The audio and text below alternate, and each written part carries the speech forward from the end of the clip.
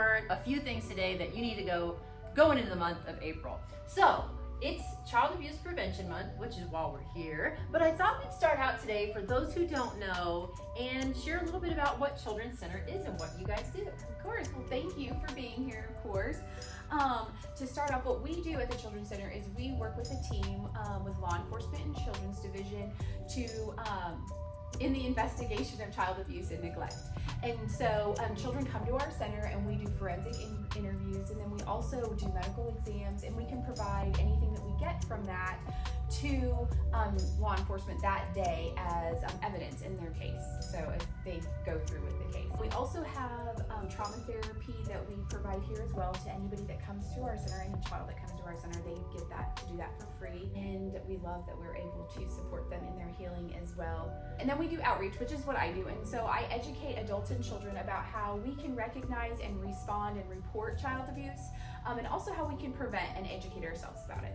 Yeah, and it's so helpful to have resources like you here locally. Well, obviously generally, but especially locally, because it can be a tricky subject, and sometimes you don't know what the signs are and what you might do if maybe you suspect. So that kind of leads us into the next conversation we're going to have about Child Abuse Prevention Month, and I think this should provide to us all of the answers to the questions maybe we have. So can you share with us about that? Sure. There are many ways that we can support preventing abuse. Unfortunately, there's no way we can prevent it. I wish we could. We would be out of business, and that would be great for all of us who work in this industry. But unfortunately, that's just not the case, and it's a much bigger issue than what we normally even talk about, I think, because it is such an awkward issue. Whether we're talking about sexual abuse or neglect, I mean, it's just really something that we haven't talked a lot about. But the more we have these conversations, the better it is for the children in our area, the better it is for all children around us. And so if there's ways that we can educate ourselves how to be safe adults, I talk about safe adults. If there's ways that we can learn how to do that, that is great. So we have lots of resources on our website of where you can go and you can understand signs and symptoms that maybe children are reflecting, or maybe even things that you see in a person who might be trying to groom children. So I suggest you go there. Hopefully we'll be posting like some free mandatory reporter training this month, so people can go and educate themselves some more too. Awesome. And it's just so nice to know, again, that you're here. So if you do have questions, maybe you go to the website and maybe you find these things out and you still have questions and you don't know, you have people here who can absolutely help you. So would you go ahead and encourage them maybe to reach out to you if they're still feeling unsure about the resources they have? Absolutely. If you have any questions ever when it comes to this area, you are welcome to call our direct number is 417-623-2292, and you can also reach us on our website. There's a place where you can go and ask information or contact us directly. And the reason why we do this, I love statistics, and unfortunately when it comes to abuse, our statistics I don't feel like is really accurate, because only about 38% of victims actually report. And usually it takes about 5 years for them to report. It's really kind of a marathon when it comes to reporting and disclosing this abuse. And so when you think about that only 38% are actually reporting, there's a lot of statistics that we're actually missing from this picture. But what I can tell you is that 1 in 10 children are sexually abused before they turn 18. And so if you break it down a little bit further, it's 1 in 4 girls and 1 in 6 boys. So this is big, and that's just sexual abuse. And then when we talk about predators, 90% of the time, that's 90% of the time, predators are someone that the child likes, loves, or lives with. And so that's why I like to talk about safe adults and not trusted adults.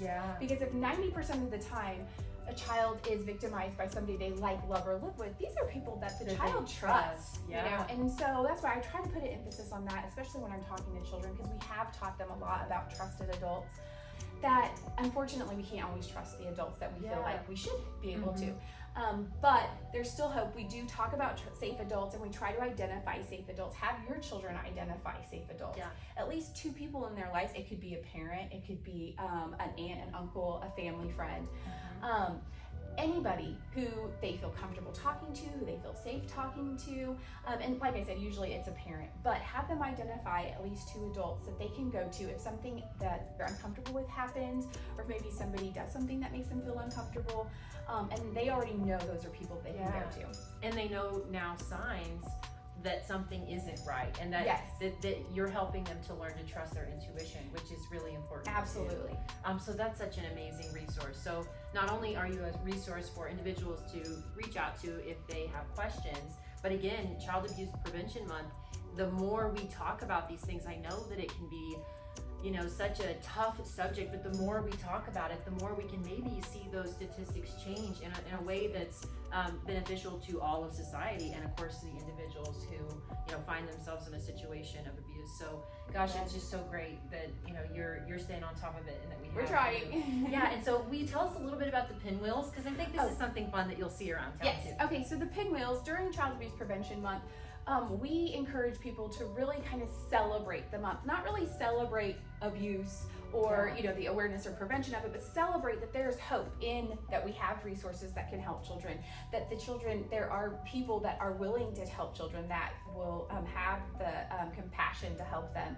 But the Pinwheels, they're a yearly reminder to us that there is a need in our community, but they are represent the happy and healthy childhood that all children are supposed to have, and unfortunately don't. But they're just a little happy, you know, a sign, I guess, to show us that there is hope, and there are people involved, and the statistics can change. Absolutely. The more we talk about it, and the more that we shine a light on some of the darkness in our society, and you know, we can have an impact on that, which is very hopeful. That is something. Well, the more we talk about it, the more that, you know, maybe our victims won't feel ashamed. The more that maybe they will be willing to come out and get help for what they've experienced. You know, we talk about ACEs as adverse childhood experiences. ACEs are what you get when you experience trauma, and so many ACEs, you know, they say, I mean, they really only regulate or count, I should say, between 1 and 6. And once you've experienced 6, then I guess they're hoping that's the maximum time of trauma that you are experiencing, but we know that it's way above that.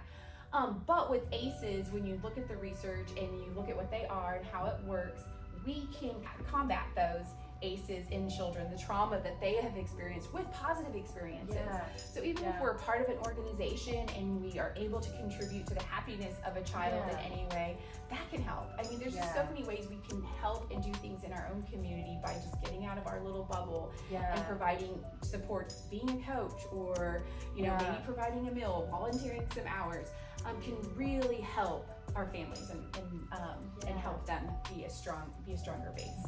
And I love it too, because it's such a way for you to look at it and say, okay, this is a truth about this individual's life. What else can we say now can be true in a way that doesn't change what happened, but shows that person that having a fulfilled life is completely possible, and that there are people who will help them get there, which is, again, just just so grateful that you do that. So we say, see something, say something. So if there's ever anything that you see, whether you're out at a grocery store, you're out at a ballpark, there's something that you see maybe that made you uncomfortable with a child and an adult in any situation, it's definitely an opportunity for you to report it. So sometimes reporting may seem a little intimidating or feel like you're making a mountain out of a molehill, but actually you could really be contributing to a child's life if you really think about if there is something going on. Having Children's Division come in and investigate it could really help that situation, whether it's providing them resources, some education, or maybe even removing the child from the home, unfortunately. But, so if you see something, say something, call the Missouri Abuse and Neglect Hotline. It's 1-800-392-3738. Awesome. And you know what else I think is really great about that is that if you are feeling those feelings of, I'm not sure, am I making a mountain out of a molehill? Getting individuals like this involved is going to help you give that to someone else who is skilled enough to be able to make the appropriate decision. Absolutely. So it will relieve your stress and then take care of it in a way that actually addresses it, that's also hopeful. So just know you don't have to carry that burden. You can pass it off to someone who's chosen to, you know, make that their life's work, and they'll be glad to help. Yes, and you can make it anonymous. It's an anonymous call. Okay, great. Okay, awesome. Well, thank you for that information. And then will you tell us a little bit about the events you have coming up? Yes, of course. So April 15th, Friday, April 15th is our big Go Blue Day. So we're hoping that everybody will go blue, wear blue, be blue. if you can be, I guess. And then also that is April 15th, that afternoon from noon to 1. We're going to be doing a wellness walk here in the community in Joplin at Mercy Park. We'll have some drinks and snacks provided. It's just going to be a leisurely walk just to get together, create some awareness in our community. And then there's also going to be one, we have a center in Nevada, so they're going to do one on their Broadway Street. And then in Monette, they're doing one on Broadway Street, which is kind of like their main street. And then in Nevada, they're doing one in the square in Nevada. So, Okay, yeah, cool. So lots simultaneously, of, we'll all be walking and creating awareness in our community. Yeah, that sounds awesome. So if you'd like to get involved, we'll make sure that we post all the details to that also. Is there anything else we want to talk about before we leave? How can they find you again? Website, location, phone number? Oh, and I forgot Third Thursday. Oh yeah, Yes. Third Thursday. Okay. We'll be out at Third Thursday. We are co-sponsoring Third Thursday with the Rafa Hope and Healing Center, also with the Alliance of Southwest Missouri, and then Children's Division from Jasper and Newton and McDonald counties. So we'll all be out there Thursday at Third Thursday. And we'll be doing little crafts. We're making little lanterns so we can shine a light on prevention.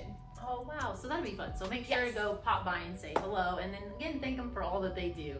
Is there anything else we want to mention before we share the details on how they can get a hold of you or where to find you? I don't think so. I think that's it. Okay, so what about your website, phone number, all those details? Okay, great. Yes. Our website is www.children's-center.org. And then our number is 417-623-2292. And Facebook page, social media, we're all on there. It's all Okay. connected to our website. which makes it easy. So go to the website, find it from there. Yes, it's at the bottom, I promise. Yeah. Because some of our little acronyms are different. Or they have and so to be I different. don't. Yes, Yeah. I don't want to. Yeah, that makes sense. Okay, so go to the website, go down to the bottom, and then you'll see all the social media Yes, channels. but we have Facebook and Instagram. We're working a little bit now with Twitter and Oh, fun. LinkedIn. Okay, cool. Yeah. Alrighty. Well, you heard it here. If you have any questions or need any information, Desiree's your gal. Thank you so much Thank for meeting with me you. today, and we hope you guys will have a great month and feel really empowered moving forward.